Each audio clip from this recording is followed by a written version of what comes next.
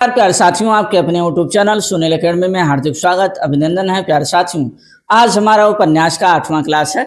मैं कोशिश कर रहा हूं आपको उन सभी उपन्यासों को पढ़ाने का जो आपकी परीक्षाओं में महत्वपूर्ण है।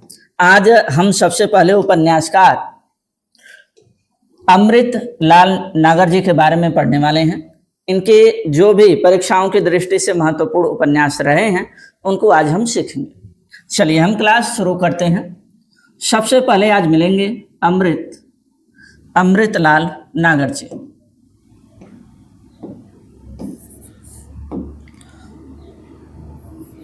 अमृत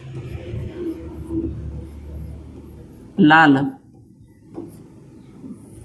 नागर।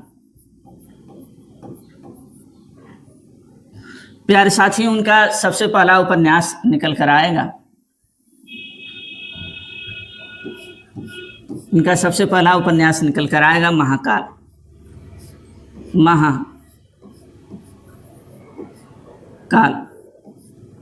इसका जो समय है प्यारे साथियों 1947 ईस्वी है।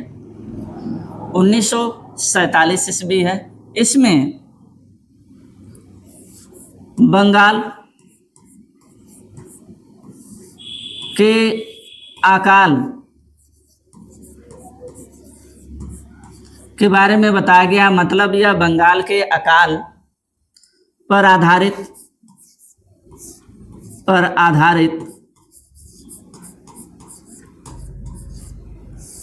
उपन्यास है। महाकाल जो उपन्यास है वह बंगाल के अकाल की जो त्रासदी रही है उसके बारे में बताता है, उसके बारे में समझाता है। महाकाल उपन्यास। इनका अगला उपन्यास निकल कर आएगा प्यारे साथियों। इनका अगला उपन्यास निकल कर आएगा सेठ बांकेलाल। सेठ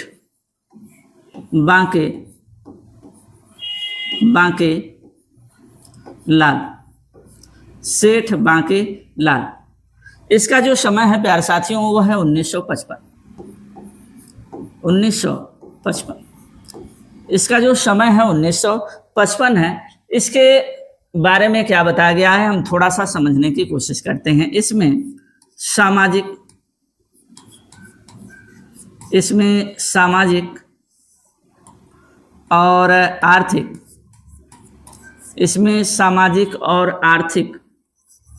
जीवन के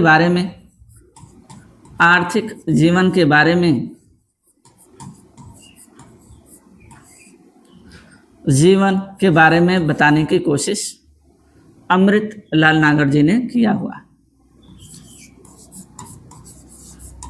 ठीक है ना। चलिए इनके अगले उपन्यास के बारे में बात करें तो मिलेगा बूंद और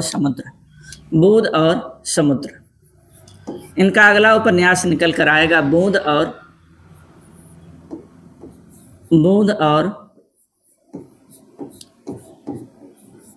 समुद्र।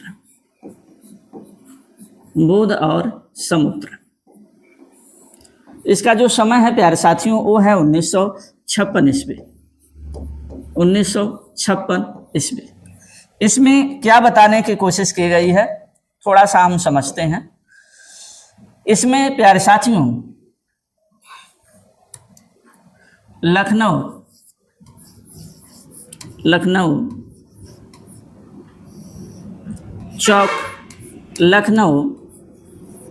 चौक, ठीक है, लखनऊ चौक के रूप में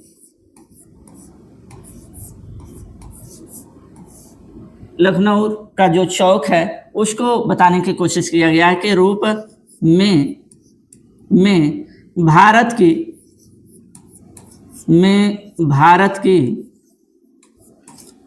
विभिन्न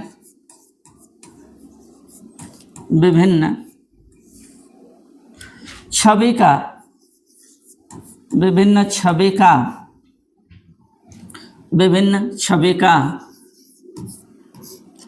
चित्रण किया गया है। किस उपन्यास में? बूंद और समुद्र। लखनऊ चौक, लखनऊ का जो चौक है, यहाँ लिख लेते हैं, लखनऊ के चौक के रूप में भारत के विभिन्न छवि का जो है वर्णन करने का काम बुद्ध और समुद्र उपन्यास में किया गया है अमृतलाल नागरदी जी। ठीक है, इस बात का ध्यान रखेंगे। अगला उपन्यास इनका निकल कर आएगा, इनका अगला उपन्यास निकल कर आएगा प्यारे साथियों, शतरंज के मोहरे। शतरंज के मोहरे।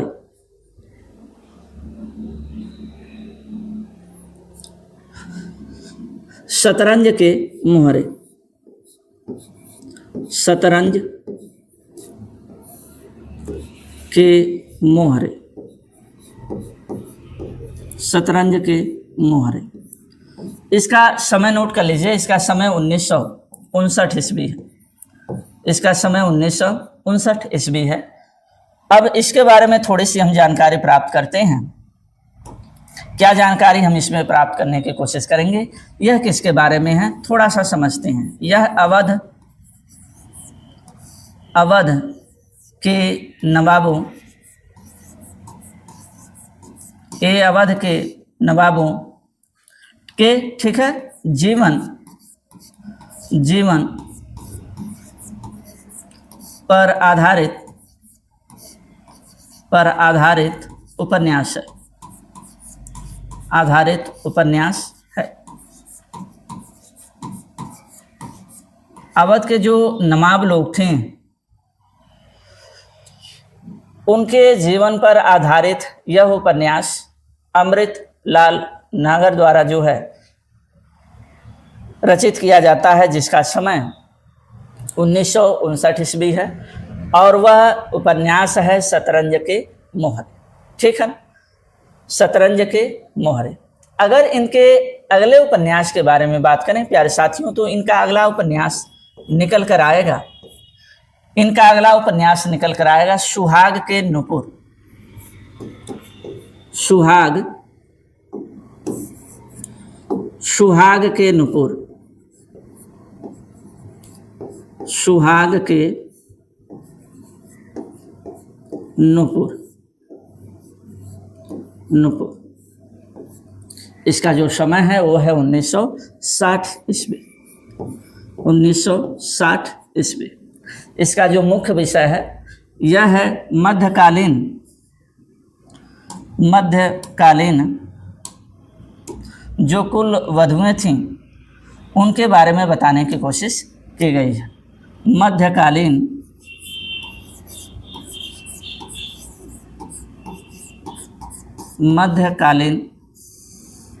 ठीक है, कुल वधुओं,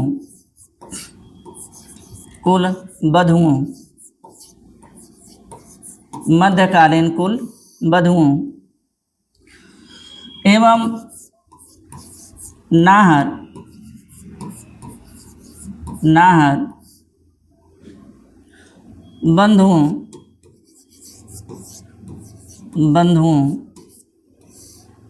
बंधुओं का चित्रण इस उपन्यास में देखने को मिलता है। सुहाग के नुपुर 1960 ईस्वी में इसका जो है प्रकाशन होता है और यह मध्यकालीन कुल वधुओं और नाहर बंधुओं के बारे में बताया जाता है। ठीक है, अगले उपन्यास के बारे में बात करें प्यारे साथियों, तो अगला उपन्यास निकल कर आएगा, अमृत और विष। अमृत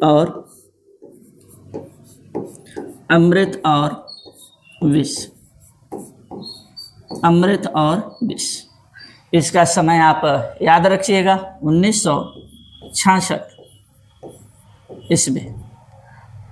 इसमें प्यारे साथियों हम समझते हैं यह हमारे लिए महत्वपूर्ण क्यों हो जाता है। महत्वपूर्ण इसलिए हो जाता है क्योंकि अमृत और विष कई बार परीक्षाओं में पूछे गए। ठीक है, अभी मैं और भी इनके उपन्यास के बारे में बात करेंगे जो परीक्षाओं में आए हुए हैं, लेकिन सबसे अधिक बार अगर देखा जाए तो अमृत और विष उपन्यास जो है अमृतलाल नागर का मिला हुआ है। ठीक है, नाम से ही आप याद रख सकते हैं, अमृत है, ठीक है ना। अमृत और विष किसका उपन्यास है? अमृतलाल नागर जी का उपन्यास है। कब प्रकाशित होता है? 1966 में प्रकाशित होता है। इसका जो मुख्य विषय है, इसके मुख्य विषय के बारे में लिख लीजिए। इसके मुख्य विषय के बारे में थोड़ा लिख लीजिए, ठीक है। इसका मुख्य विषय है भारतीय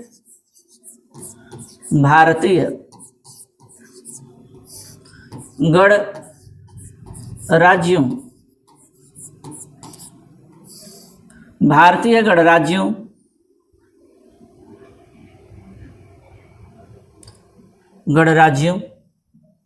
या हम कह सकते हैं भारतीय गणतंत्र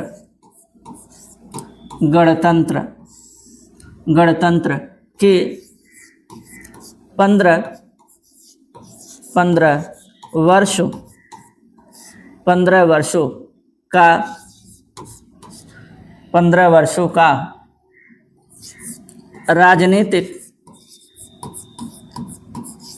राजनीतिक 15 वर्षों का राजनीतिक और सामाजिक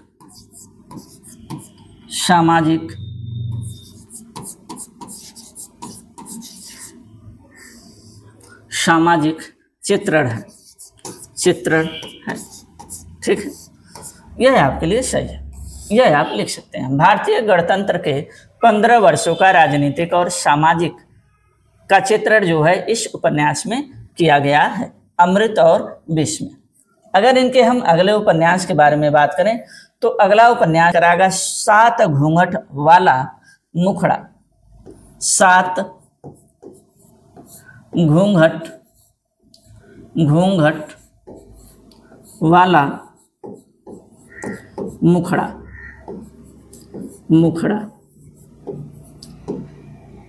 7 घूंघट वाला मुखड़ा, ये तो इसी लाइन में हो गया। इसका जो समय है वो है 1968।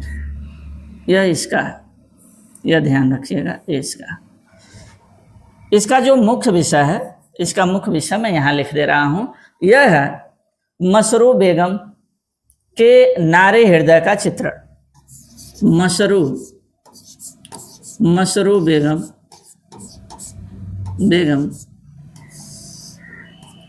के नारी हृदय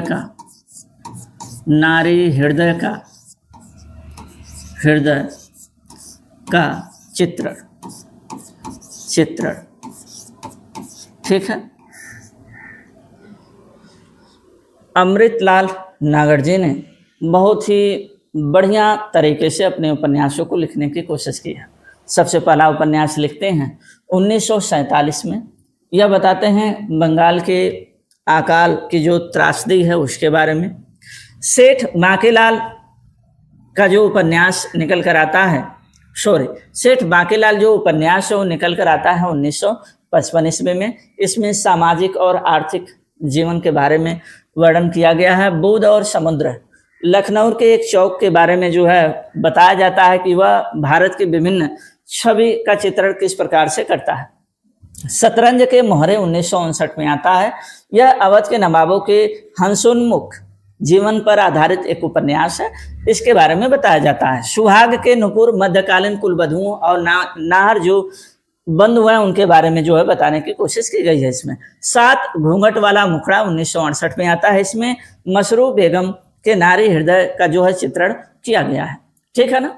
तो इसमें से प्यारे साथियों आप याद रखेंगे सेठ बांकीलाल, सबसे अधिक याद रखेंगे बुध और समुद्र, शतरंज के मोहरे, सुहाग के नुपुर, अमृत और विष, ठीक है। इन उपन्यासों को आपको भूलने की जरूरत नहीं है। ये उपन्यास आप ध्यान रखें, ये आपको आना ही चाहिए। जब भी आप कोई भी एग्जाम देंगे जो हिंदी विषय से रिलेट करेगा, निश्चित रूप से उपन्यास से अगर पूछा जाए तो यहाँ से आने की संभावनाएं बनती, ठीक है। और ये जो मैंने चिन्हित किया हुआ है पेपर में आ चुके उपन्यास है, ऐसे नहीं आपको बताया जा रहा है।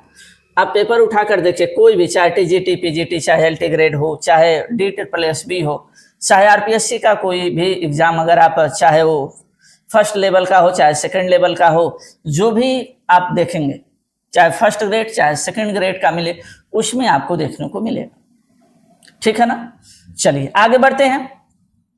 अगला उपन्यास इनका निकल कर आएगा प्यारे साथियों, एकदा नैमिषारण्य। इनका अगला उपन्यास है, संभवतः 8वें नंबर का, एकदा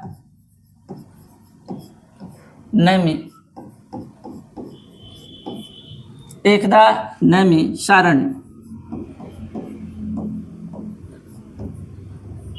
इसका समय उतना तो इम्पॉर्टेंट नहीं है, लेकिन लिख लीजिए 1972 ईस्वी। ठीक है, 1972 ईस्वी। इनका अगला उपन्यास प्यारे साथियों निकल कर आएगा, मानस का हंस। मानस का हंस, मानस का हंस, नाम तो सुने होंगे। अब समझ में आया क्यों बताया जा रहा है कि अमृतलाल नागर जी महत्वपूर्ण हैं। इसका भी समय 1972 ईस्वी है। यह आप याद रखेंगे, यह आप याद रखेंगे, आप भूलेंगे नहीं। मोस्ट इम्पॉर्टेंट है, मोस्ट इम्पॉर्टेंट है। ठीक है ना। यह तुलसीदास के जीवन पर आधारित उपन्यास है। तुलसीदास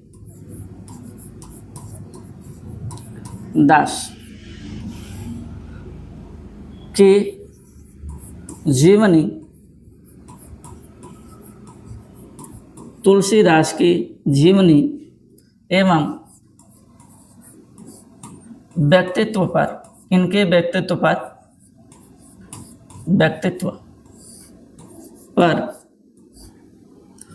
आधारित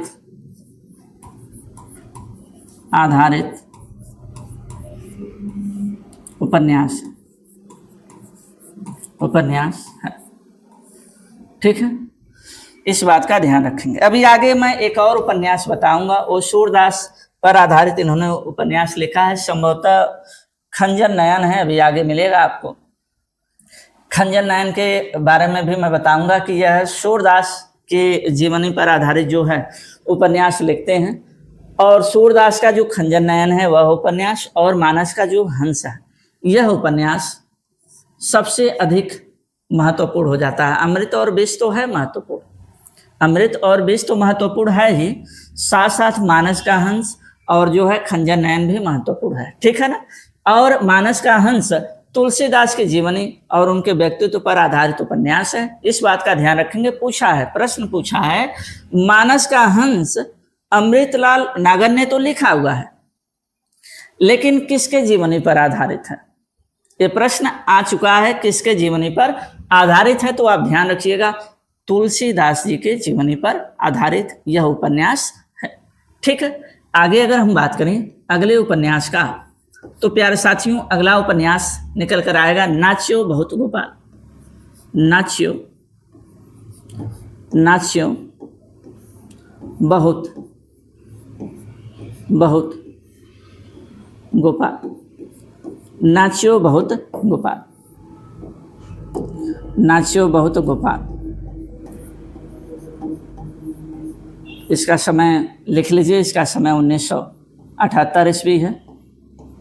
इसके विषय के बारे में लिख लेते हैं कि यह किस विषय में जो है बात किया जाता है। तो यह लिखेंगे भंगी समाज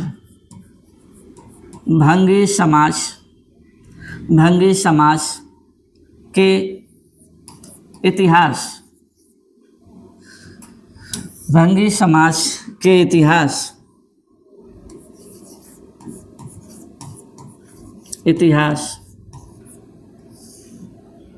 का चित्रण करता है, का चित्र। ठीक है। नाच्यो बहुत गोपाल। अगले उपन्यास के बारे में बात करें तो अगला उपन्यास निकल कर आएगा, खंजन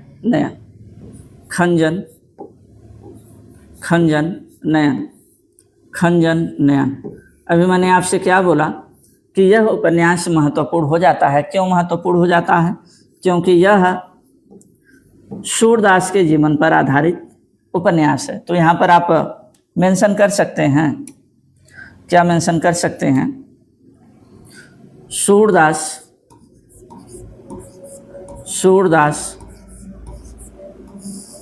सूरदास की जीवनी की जीवनी एवं उनके व्यक्तित्व पर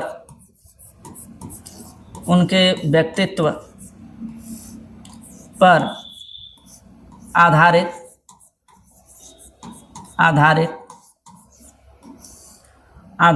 उपन्यास है, आधारित उपन्यास है। ठीक है, यह महत्वपूर्ण है, यह भी महत्वपूर्ण है, मोस्ट इम्पॉर्टेंट। ठीक है ना। खंजन नयन नाचियो बहुत गोपाल भी मिलान वाले क्वेश्चन में आया हुआ है, इसको ध्यान रखेंगे। अगला उपन्यास निकल कर आएगा प्यारे साथियों, बिखरे तिनके।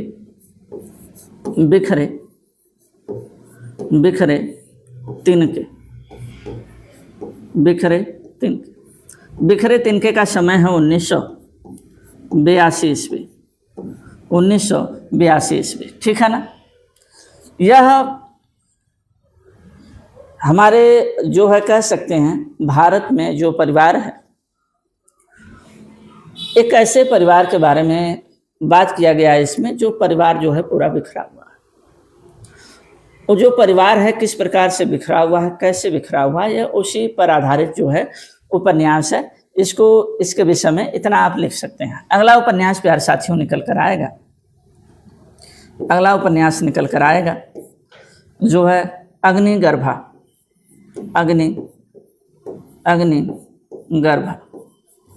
अग्निगर्भा। इसका जो समय है 1983। ठीक है। फिर अगले उपन्यास के बारे में बात करें तो अगला उपन्यास निकल कर आएगा करवट। इसका जो समय है 1985 ईस्वी। 1985 ईस्वी, करवट। ठीक है ना। यह बात आप ध्यान रखेंगे।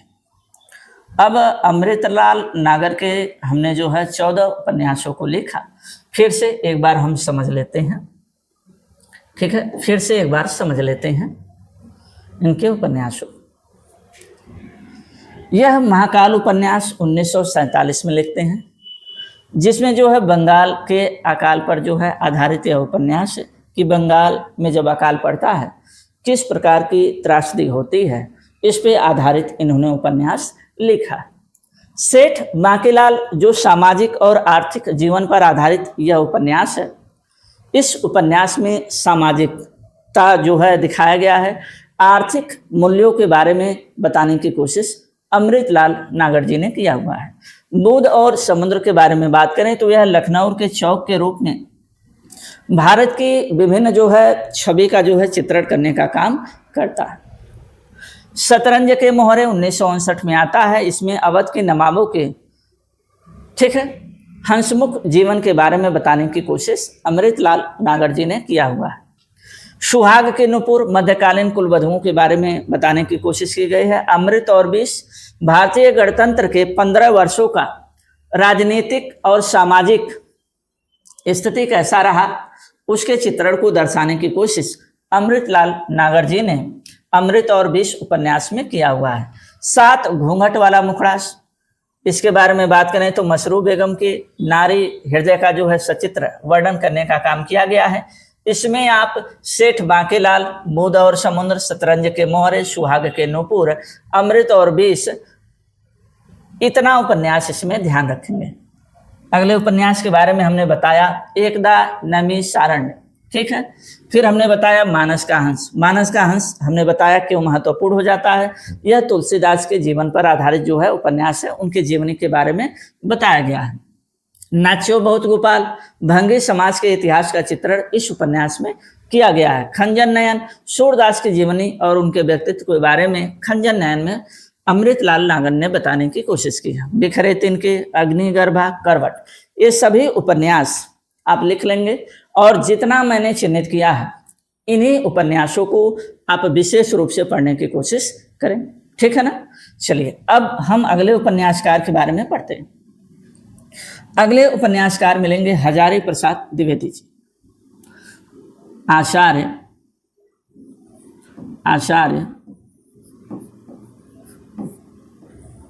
हजारी प्रसाद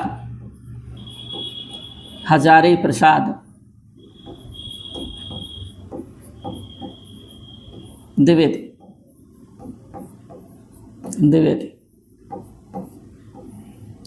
आचार्य हजारी प्रसाद द्विवेदी।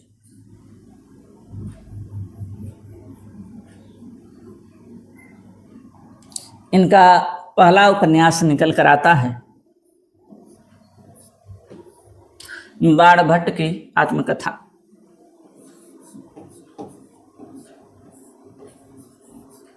बाणभट्ट की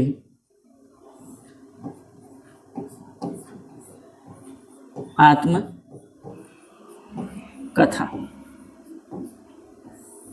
बाणभट्ट की आत्मकथा। इसका जो समय है वो है 1946 ईस्वी। 1946 ईस्वी। इस उपन्यास के बारे में लिख लेते हैं कि इसके विषय में क्या बताने की कोशिश हजारी प्रसाद द्विवेदी जी ने किया। यह प्रेम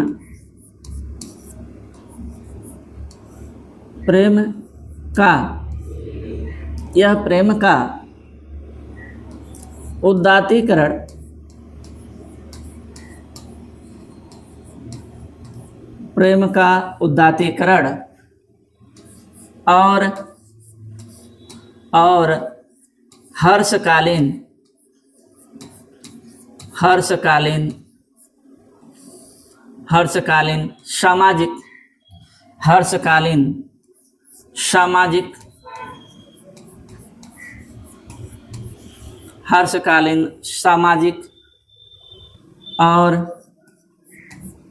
सामाजिक और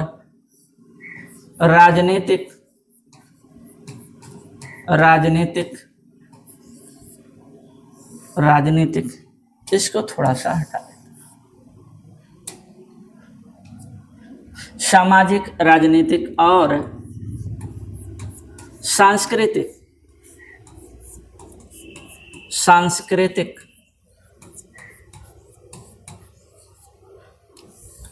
सांस्कृतिक स्थिति का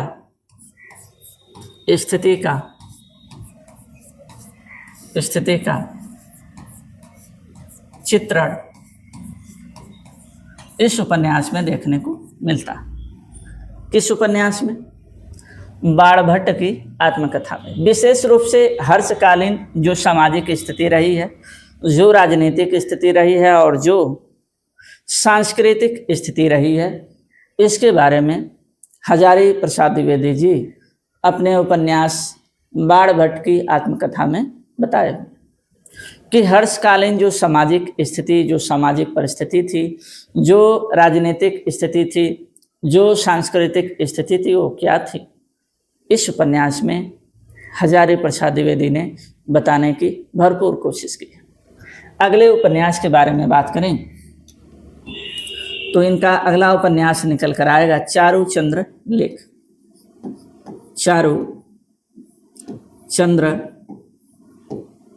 चारूचंद्र लेख। इसका जो समय है वह है 1963 ईस्वी। 1963 ईस्वी। इसका जो मुख्य विषय है, ध्यान रखिएगा, बारहवीं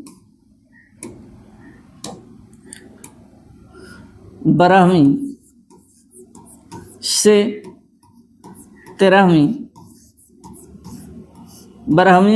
तेरहवीं शताब्दी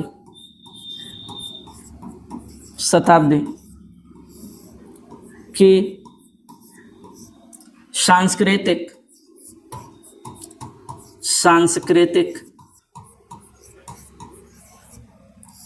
सांस्कृतिक और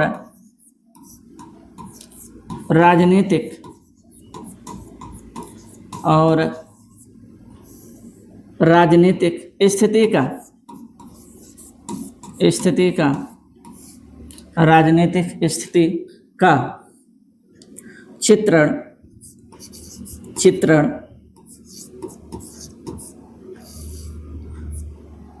किया गया है चारूचंद्र लेख में। 12वीं से 13वीं शताब्दी की जो सांस्कृतिक और राजनीतिक जो स्थिति थी वो क्या थी, इसमें इन्होंने बता रखा है। अगले उपन्यास के बारे में बात करें तो अगला उपन्यास इनका निकल कर आएगा पुनर्नवा। पुनर्नवा है ना। इसका जो समय है प्यारे साथियों वो है 1973 ईस्वी। 1973 ईस्वी। 1973 ईस्वी। इसका जो मुख्य विषय है उसको थोड़ा सा लिख लीजिए। इसका मुख्य विषय क्या है? यह वर्ण व्यवस्था, वर्ण व्यवस्था, यह वर्ण व्यवस्था एवं वर्ण व्यवस्था एवं नारी शोषण, नारी शोषण, शोषण का चित्रण इस उपन्यास में देखने को मिलता है। ठीक है कि वर्ण व्यवस्था क्या थी, नारी का शोषण किस प्रकार से हो रहा था, इस उपन्यास में देखने को हमें भरपूर मात्रा में मिलता है। और इसी में जो नायक और नायिका जो है मिलते हैं, लोरिक और संध्या, इसी में मिलते हैं। ठीक है ना। मैं पात्रों के बारे में बताऊंगा फिर कभी। सबसे ज़रूरी है कि क्या आप इन उपन्यास के बारे में जानते हैं कि नहीं जानते हैं। सबसे महत्वपूर्ण बात तो यही निकल कर आती है कि सबसे ज़रूरी चीज़ क्या है कि हम इन उपन्यासों के बारे में जानें। ये परीक्षाओं में विशेष रूप से पूछे जाते हैं। जब आप बहुत अपर जैसे आरपीएससी का जो है सेकंड ग्रेड का एग्ज़ाम देंगे, एलटी ग्रेड का एग्ज़ाम देंगे, जीआईसी प्रवक्ता का एग्ज़ाम देंगे, वहाँ पर और नेट जेआरएफ का एग्ज़ाम देंगे तो वहाँ पर विशेष रूप से इनके पात्रों के बारे में पूछा जाएगा। ठीक है। पीजीटी में भी पूछा जाता है, इस बात का ध्यान रखेंगे। टीजीटी में थोड़ा सा लेवल कम हो जाता है, लेकिन अगर आप यह उपन्यास का सीरीज देख रहे होंगे तो मुझे नहीं लगता है इसके बाद आपको कोई अन्य क्लास देखने की आवश्यकता पड़ेगी। मैं उन सभी उपन्यासों को रखने की कोशिश किया हूँ जहाँ से भी, जिस सोर्स से भी मैं ला रहा हूँ, मुझे कम से कम जो है 5 से 6 किताबों को जो है वहाँ से मैटर स्टोर करना पड़ता है, जिसमें लंबा समय जाता है, उसके बाद जाकर ये मैटर मिल पाते हैं। बहुत मेहनत लगता है इन सारी चीज़ों रखने में। ठीक है ना। चलिए, अगर आप, मैं कहूँगा अगर आप चैनल पे नए हैं तो आपकी इच्छा चैनल को सब्सक्राइब करना चाहें तो सब्सक्राइब कर लें। नहीं इच्छा लग रही है कि सब्सक्राइब नहीं करना चाहिए तो मत कीजिए। अनाम दास का पोथा, अनाम दास का पोथा, अनाम दास का पोथा। इसका जो समय है 1976 ईस्वी है। 1976 ईस्वी है। यह भी महत्वपूर्ण उपन्यास है आचार्य हजारी प्रसाद द्विवेदी जी का। इसमें औपनिषद, इसमें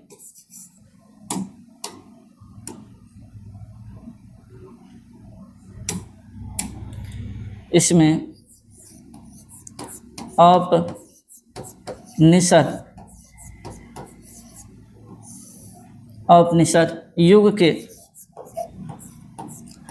के परिवेश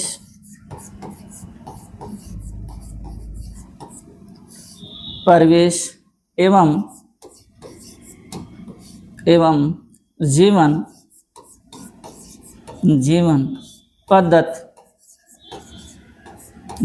पद्धति